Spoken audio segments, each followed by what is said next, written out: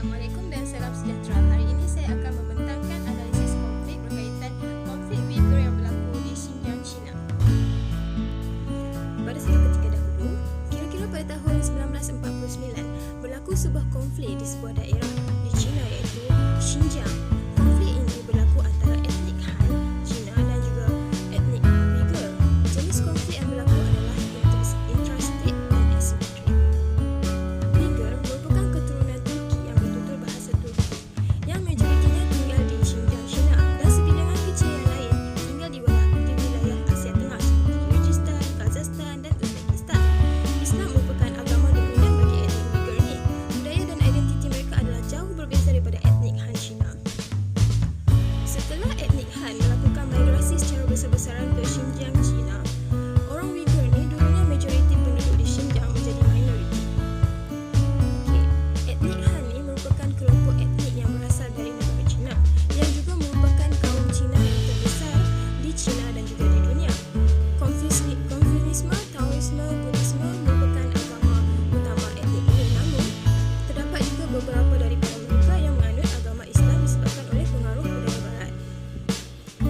Migrasi etnik Han ke Xinjiang ni telah mendorong banyak sumber konflik, terutamanya adalah perbezaan dari segi identiti dan budaya, pelanggaran hak asasi manusia, diskriminasi terhadap Islam dan juga faktor ekonomi.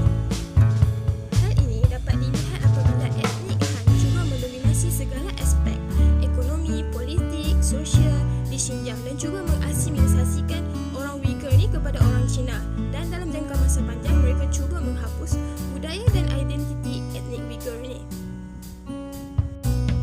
Perkara tersebut secara tidak langsung menjadikan konflik muncul antara etnik tersebut, di mana etnik Uyghur ini mula mengadakan segala bentuk protes, pemberontakan sehingga berlaku keganasan antara kedua-dua etnik tersebut. Konflik ini menjadi semakin meningkat dari tahun ke tahun sehinggalah ke hari ini belum dapat diselesaikan.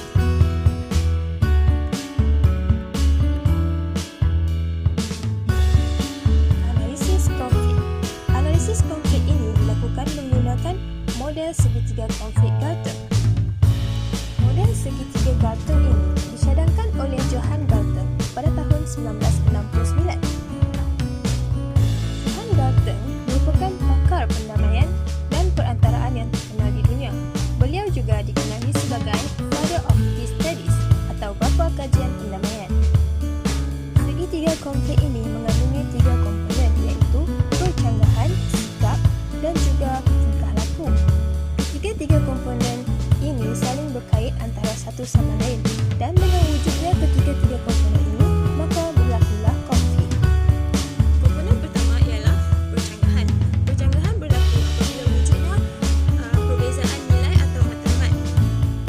Berdasarkan konflik Uyghur yang berlaku di Xinjiang ni, percanggahan dapat diwujud berdasarkan perbezaan matlamat orang Cina dengan matlamat orang Uyghur.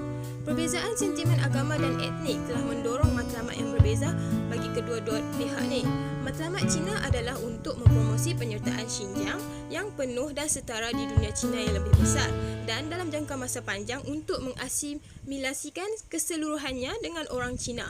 Manakala matlamat orang Uyghur pula adalah untuk menghapuskan segala bentuk diskriminasi yang telah menghalang orang Uyghur dan orang-orang Turki yang lain daripada penyertaan penuh dalam politik dan sosial ekonomi Cina.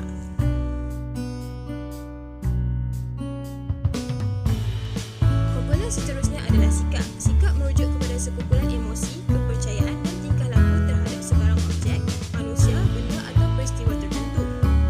Berdasarkan konflik Uyghur ni, komponen sikap ni dapat ditunjukkan oleh sikap pemerintah Cina yang benci akan orang Uyghur.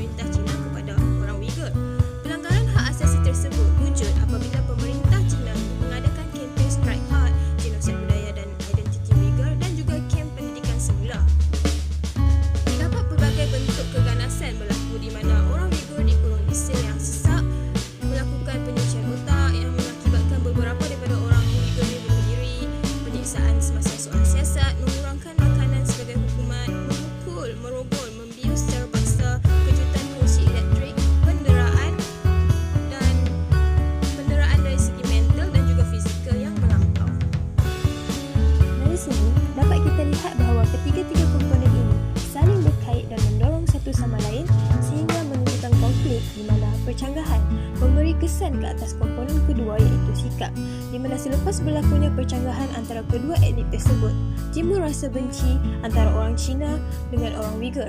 Seterusnya, komponen sikap itu mendorong tingkah laku pemerintah Cina di mana pemerintah Cina melakukan pelanggaran hak asasi manusia ke atas orang Uyghur.